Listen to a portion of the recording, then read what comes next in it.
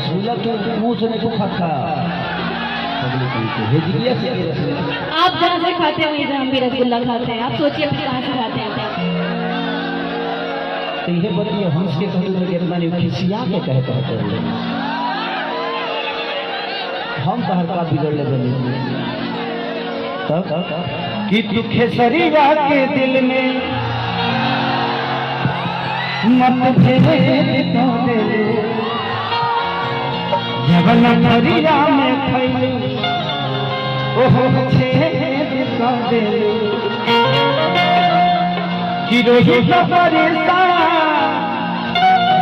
तहरा झूठ के तहरा से तुहर नाम भइल हमारा से हम बदला तहरा